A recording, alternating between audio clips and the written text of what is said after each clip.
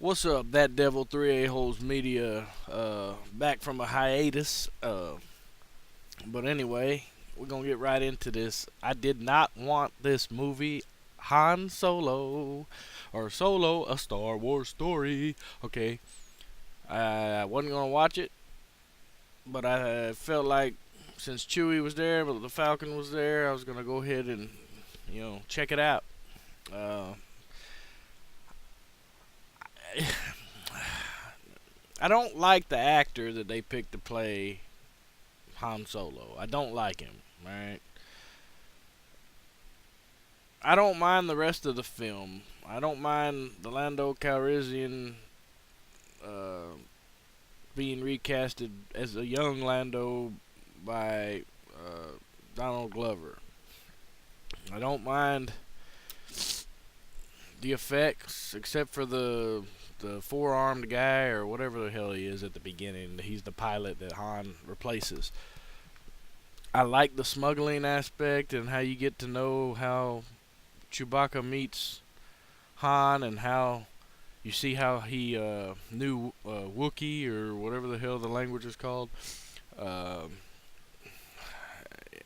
Even though I was like, this is just double dipping and cash grabbing. Uh, the Tabaki, the Han Solo and Chewbacca chemistry works even with the actor because the whole time I'm thinking about the Harrison Ford character, so that carried a lot of weight in this film. Wasn't too big on Paul Bettany because I like him as an actor and everything, but I just keep seeing Vision, so it's like they should have like changed him somehow, gave him like a half mask or something different. Yeah. Uh, see, I don't really want to spoil it, but I'm gonna spoil it. So spoiler alert. My fucking dude, Darth Maul, hell fucking yeah, that's what I'm talking about. And they even had Ray Park do it, so I'm like, yeah, fuck yeah. We get to see that he was still around. He prematurely disappeared in the first trilogy, which was the second trilogy, but the first trilogy. Yeah, I don't have to explain it. But overall, I think if you had a little bit of like some of the Jabba the Hutt, not necessarily Jabba, but some of the Hutts in there or something, like at the end or something, I think it would have sealed the deal. I could see a sequel. I'm surprised it didn't do as well as they projected, because the film is actually, it's a pretty solid film. I mean, I'm gonna say I like it. I like Rogue One a little bit better, but I like it. I'm gonna treat it. I'm not gonna compare it to none of the other Star Wars, just the standalones. But I like Rogue One better, but this one kind of flows pretty good. Could it have used uh, maybe some Boba Fett or some of the stuff that they're probably saving for the next film or the film after that, which who knows since it's uh, not doing so good. But I mean, 150 million is still good. It's not like it. It's just you're trying to compare it to Marvel and Avengers, and you're putting out a Star Wars film like every. It's supposed to be every year, but it feels like every 6 months. Um, I mean, the Millennium when they got the Millennium Falcon, and you were like, see what the escape pod, how the escape pod disappeared and stuff. I mean, it was good for me. Maybe it didn't have to be a full blown theatrical trail like theatrical film. Maybe it could have been like a couple webisodes or something. But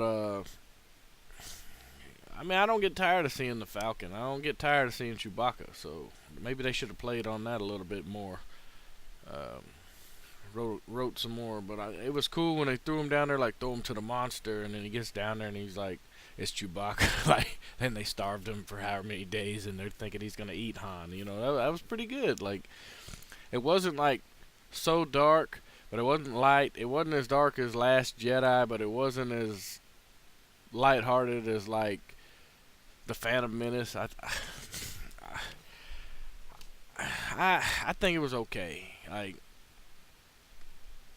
it's not a western. Everybody's like, "Oh yeah, it's a space western." No, Firefly is a space western. This was like smuggler, like the heists, like but in space. So, uh, I think the actor that played Han could have done a little bit more mannerisms, like studied Harrison Ford a little better. He didn't even really try to mimic his voice, other than some of the catchphrases and taglines. But overall, I'd say maybe if you don't check it out in theater, go ahead and I guess by the time it comes out, it won't be on Netflix. It'll be on Disney streaming or wherever the hell the Disney shit is. But if it's on something like that, check it out. If it's not, get it from somebody. But yeah, I mean, it was better than I thought it was gonna be. But it was just missing a couple things, like the villain.